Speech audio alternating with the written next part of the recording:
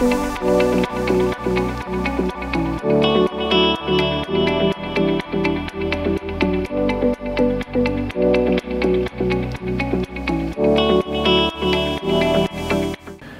sufficient quality sleep can be one of the most important things we can do for our physical and mental health. However, for many people, getting that sleep can be a challenge in itself. In this video, I'm going to talk about a few of the dozens of different types of sleep disorders and talk a little bit in the end about how you can improve your sleep. I do want to make a point of saying at the start that this video is meant for educational value and is in no way intended to be used as a diagnostic tool. If you do feel that you have a sleep disorder or even just problematic sleeping, please seek the guidance of a licensed professional. The American Academy of Sleep Medicine, or AASM, estimates that roughly 70 million Americans experience a sleep disorder every single year. That equals out to about 20% of the population. These sleep disorders can be roughly divided into several different categories. Those categories are sleep-wake disorders, insomnias, hypersomnias, parasomnias, breathing disorders, and movement disorders. I'll talk a little bit about each of these categories, but we'll especially focus on specific disorders that tend to be the most common as I go through them. Sleep-wake disorders involve a variety of disorders that cause an interference with a person's normal sleep cycle. These can be chronic conditions like disruptions to someone's sleep because they work shift work and might be working during the night and sleeping during the day, or more abrupt conditions like what we experience when we travel somewhere with a significant time difference and experience jet lag. Insomnia involves difficulties with either falling asleep and/or staying asleep. It's the most common sleep disorder in the United States and worldwide. Often, we look at insomnia as being either short-term or chronic. Short-term insomnia is a period of insomnia that lasts for up to 3 months, and chronic insomnia occurs for longer than 3 months. The interesting thing about insomnia is that it can tend to be a relatively easy disorder to treat, but a difficult disorder to diagnose. That may sound a little weird, but think about it for a second. Think about all the different things that can interfere with your ability to fall asleep or to stay asleep.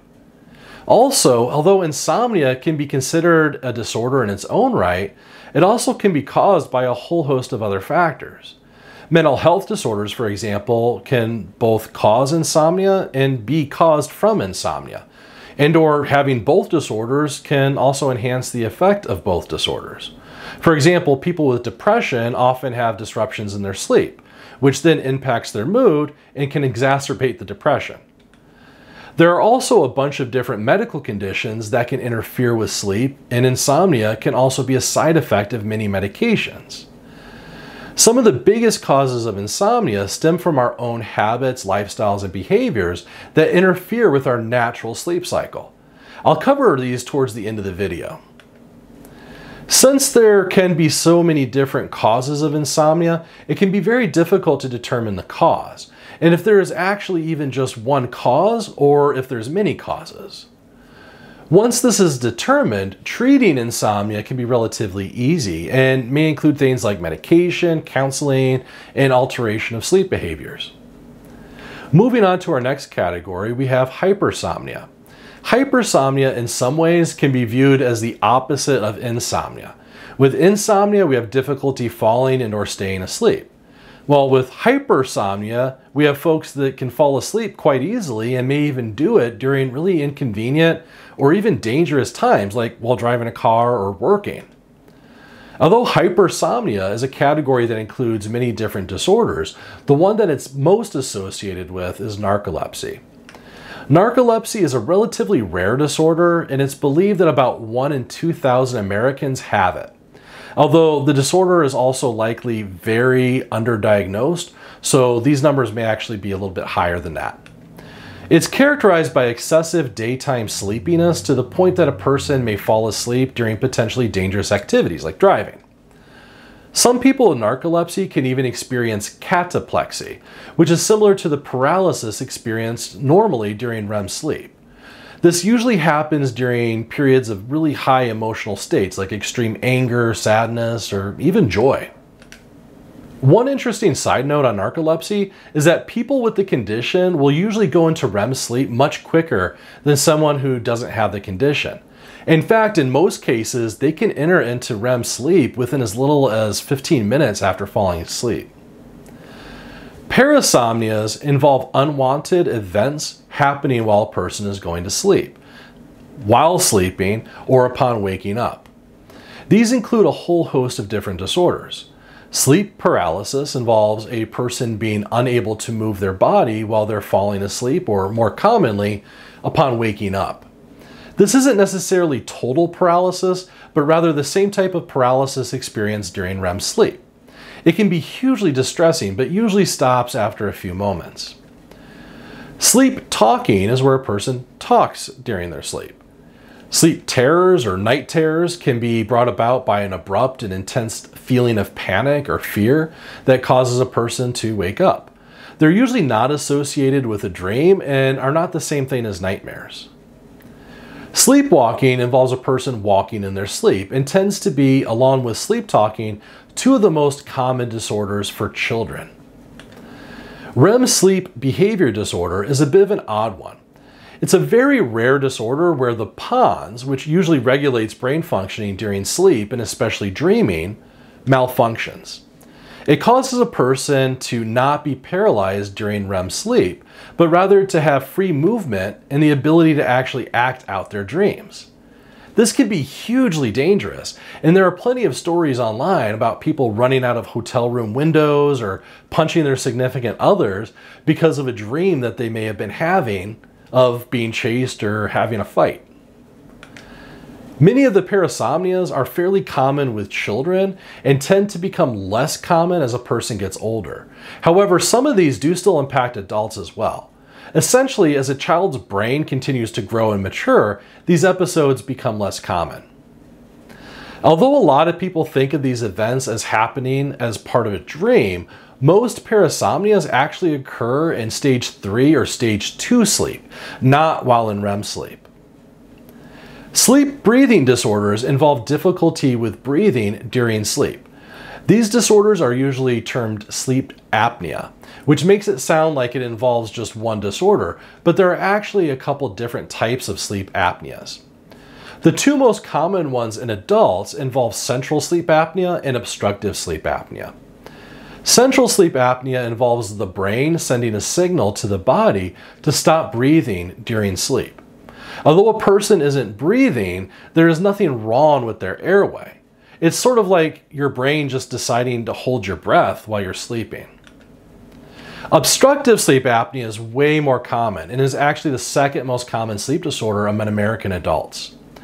Obstructive sleep apnea occurs in people that have narrow airways. This can either be because of structural abnormalities or other things like obesity.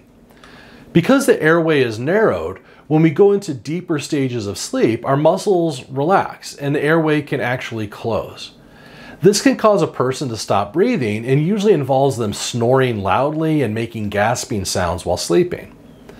Although they may not know it, a person with sleep apnea may end up waking up several times a night, like upwards of 20, 30, 40, or even more times a night because of the lack of breathing waking them up. This condition can also be hugely damaging to a person's physical and mental health, leading to an increased risk of things like heart attack, stroke, and diabetes. Both forms of sleep apnea are usually treated with positive airway pressure.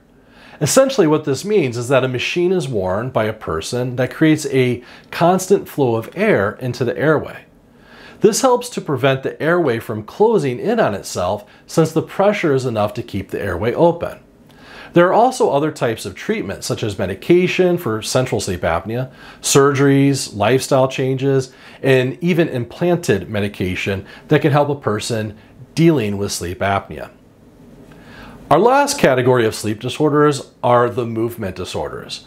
Like the name suggests, these disorders involve issues with distressing muscle movements while sleeping.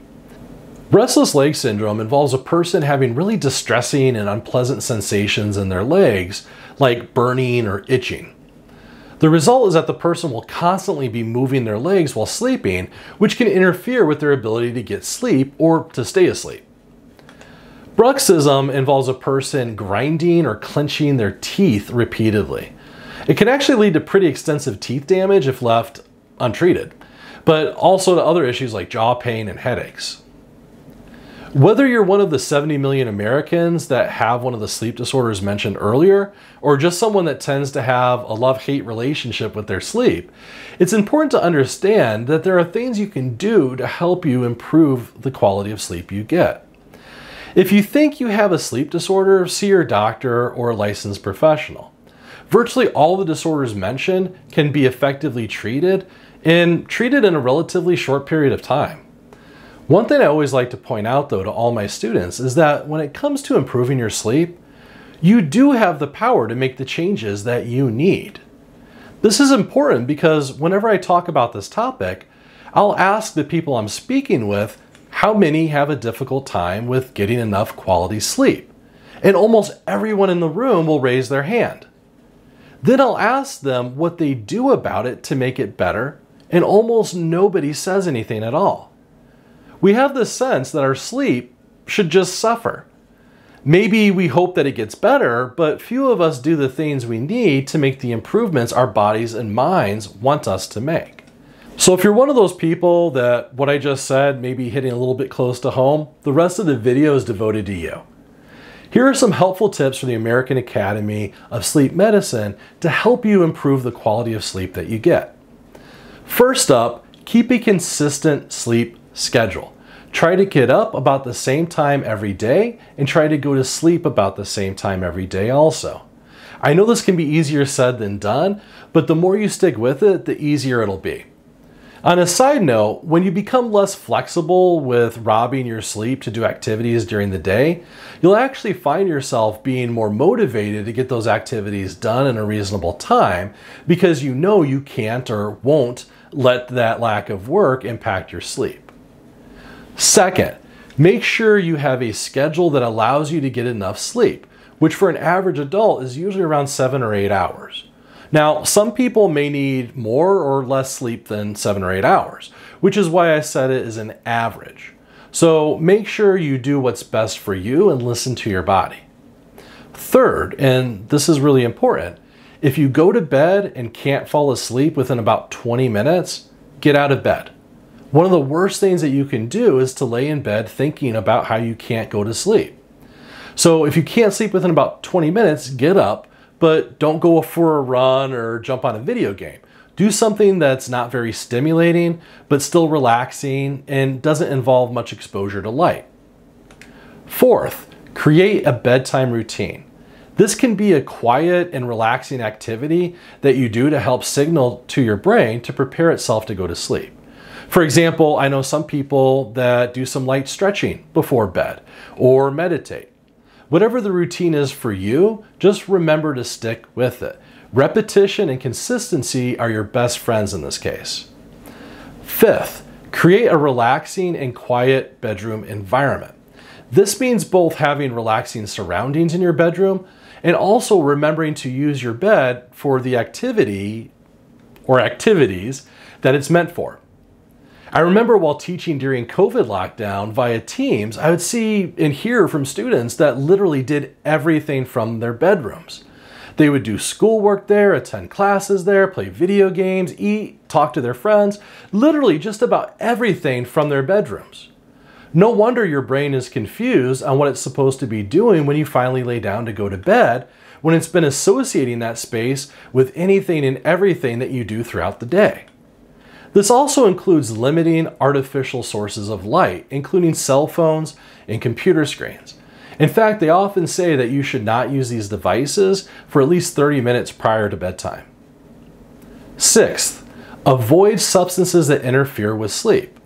Some of the biggest culprits here are things like avoiding caffeine, alcohol, and even reducing water intake and not eating close to your bedtime. It's important to remember that when it comes to making lifestyle changes, we tend to want to have huge changes that are going to make a big impact quickly. However, when we do this, we usually find it difficult to stick with the changes and soon just give up. Anytime you're talking about changing habits that may have taken years to develop, you need to do it slowly and consistently. Instead of coming up with some drastic change to your sleep routine, change just one thing at a time, but stick with it and be consistent with it. Also, remember that everyone's different. If you find doing something doesn't work, then try something else. The important thing to remember is that if you have difficulty sleeping, you owe it to yourself and to your health to get a good night's sleep. Thanks for watching, everybody.